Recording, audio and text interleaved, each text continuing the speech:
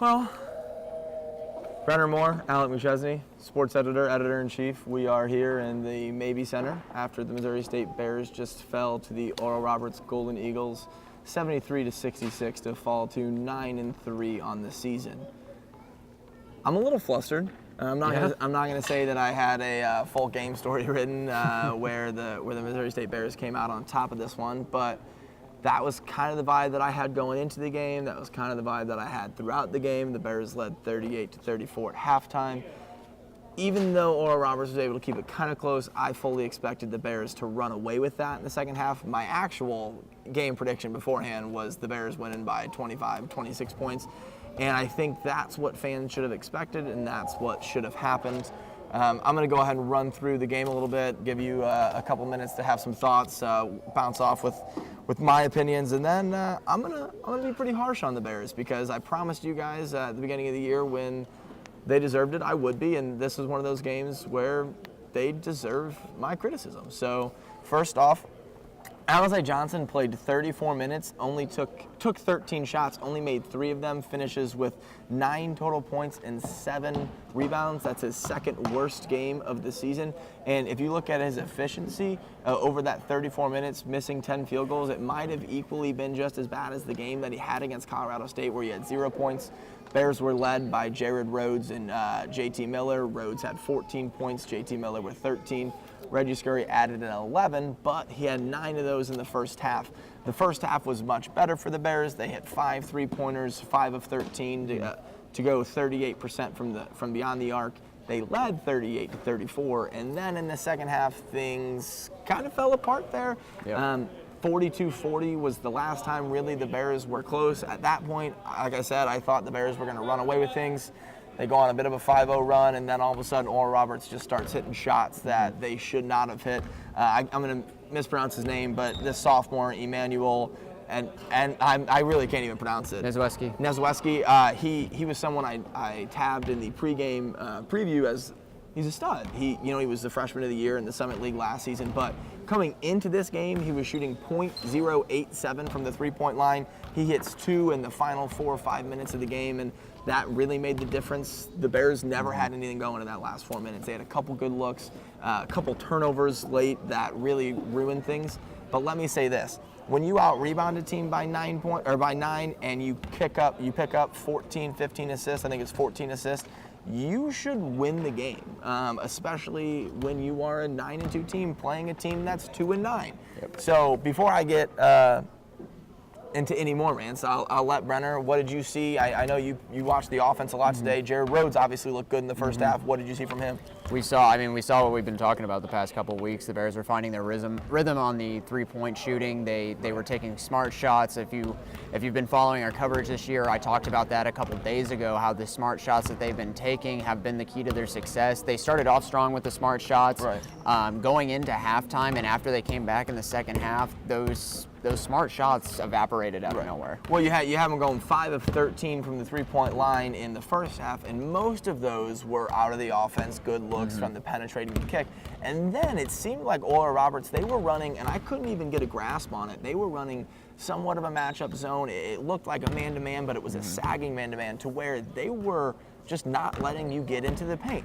It was difficult for the Bears to get in the paint, and in that second half, they stopped trying, it seemed like. They were content playing 4 out, 1 in.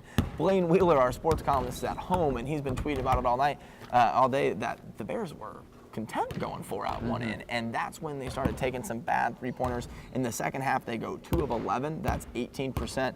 You finish 7 of 24 for under 30% at 29. That's not ideal. Another issue was the Bears only took 10 total free throws. When you have Alec Johnson, when you have Reggie Scurry, and you have Obadiah Church, you can't go to the free throw line only 10 times. That's a huge issue right now. And I think they need to be more aggressive going to the paint. They were content, like I said, passing it around the outside of the arc, passing it around to the outside of the arc. Whatever came to them, came to them. But JT Miller had 5 free throw attempts, I think. He finished with 5 free throw attempts. All of them came in the last 4 minutes because they got desperate. And one thing that I thought was interesting, I talked to head coach Paul Lusk after the game. He said, this was a more desperate team than the Bears were. The Eagles just lost to a Division II basketball team on Friday night. Division II. They lost 68 to 60, 66 to 60. They are not meant to be good this year. The Golden Eagles are not. So, but they were desperate, and they played that way. And I think we saw that in the second half. The intensity picked up, the momentum kind of shifted their way.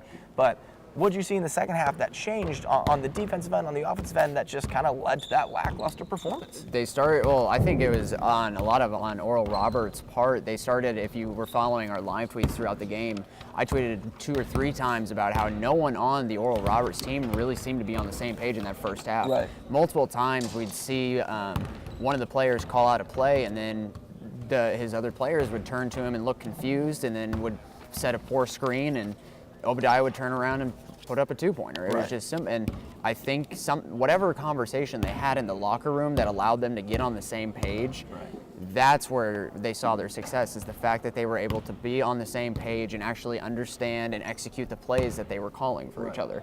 Well, so I'm looking at it right now. JT Miller gave the Bears a 42-40 lead with about 15 minutes left in the second half. Then Jared Dixon hit a 3-pointer. Alize Johnson makes a layup. They're up 49-47, only for then Oral Roberts to go on a huge run and eventually be up 56-51. And then they never looked back. Next thing you know, it's 65-59. And it seemed like every time the Bears had a legitimate chance to stop that run, Oral Roberts had somebody throw up a 3-pointer that should not have taken one and hit one. And it just seemed like that was the process of like letting a team that shouldn't have been in the game play with you. In my opinion, that was the biggest thing here. The crowd wasn't that great. The Oral Roberts not that great. But you have a team that hung in there, a team that played well enough to be in the game and then eventually take over there at the end. What do you think about that? I agree 110%. Nothing gets a team going than seeing them trying the same things over and over again, ironing out the kinks, and then that ultimately leading to a win over a very tough Bears team. Right. They were feeling themselves that entire second half, and it showed on the court. They were taking 3-pointer shots when they should not have been. They're not a good 3-point team. Yeah. They're just not. Anyway, you look at it. They're shooting 33% on the year tonight. They shoot 45%. They go 5 of 8 in the second half. So obviously that's disappointing. More disappointing, Oral Roberts didn't play with basically 2 of their best players. Albert Owens, leading scorer right now, 14 points. Former Missouri State Bear, Austin Reuter, up there around 11 points a game. And they were both out. So when you look at that, you're coming on the road. Yes, I get that. You know, it's tough. It's finals week. There's been a lot of travel. That's tough. But you're coming on the road against a team who is 2-9 without their 2 best players, and you're favored by 12.5 points. I think you have to expect to win that one by 15 to 20 points and run away with it. So I talked to Paul Lusk after the game, and the first thing he says was, we got what we deserved. We didn't come out and play tonight, and he's right. They didn't. I wish I could go ahead and give you a bit of an on-court description right now, but some of the Oral Roberts players are out shooting free throws after the game, and they should be. They went 12 of 23 from the free throw line, so that's good for them. But that's bad. Yeah. You should be winning these games, and that's the case that matters right now, is that the Bears, the North Dakota State loss, everyone was really upset about, and I've already seen tweets right at me like, oh, we thought that was the bad loss this season. No, it's this one. Yep. Well, yes, this is probably the worst loss you're going to have all season, and I know that at the end of the day it might not matter because the Bears aren't getting an at-large bid anyway, but this is one you can't lose. This is just for morale. This is just for going forward with the season. There are so many different reasons why you can't. But the North Dakota State one was the 3rd game of the year. That makes sense. But now you're on, game 13? You're sitting at 9-2. You have the opportunity to be winning your 8th straight, which is the Missouri Valley Conference longest streak right now in 2017, 2018. So you have a real opportunity to make statements here. You have this game, then you play Wright State, and then all of a sudden Valparaiso, you had a real opportunity to go into that by just putting your mark on everyone. And they needed it. And they did it. I'm trying to think. Do you have any final thoughts right now? I mean, honestly, all I've been really thinking about is Paul Lusk called it. Yeah, he did. Paul Lusk in the last post-game interview, when the Bears were playing poor defense, he walked in and said, I don't care what someone's record is. If you're going to play the way we play tonight, you're going to lose by 20. Not 20, but darn near close. But I think that's the interesting thing that kind of that gives fans a reason to be upset, is that I said on Friday night after they won by 10 points or won by 11 points, whatever it was, or I think it was 13, whatever it was, they win that game, and Coach Lusk says, we weren't happy with that. I'm upset. let's go forward and win by more than that, let's improve, I think that's a reason to be excited. But then he even called what was going to happen. Yeah. He said that if you don't go into a game like this, it's going to be a disappointment. So he knew it, and he told me after the game that was his biggest fear, that some guys still think they can walk in and win this game. And that's exactly what happened. So, I mean, if that's the mentality, hopefully this was a humbling loss for the Bears. they have about 7-8 days off for finals week, and then they're back at it against Wright State on December 19th at 7 p.m., and then we'll start the Missouri Valley Conference season on that Friday night at 8 p.m. That'll do it for me. Brenner Moore, good to go? Yeah. Alec McChesney, as always, these videos are brought to you by Larry Catt Law Office. He was here today, loves the Bears. He's the #1 lawyer in Springfield for drug, traffic, and DWI cases. Give him a call. Have a great night.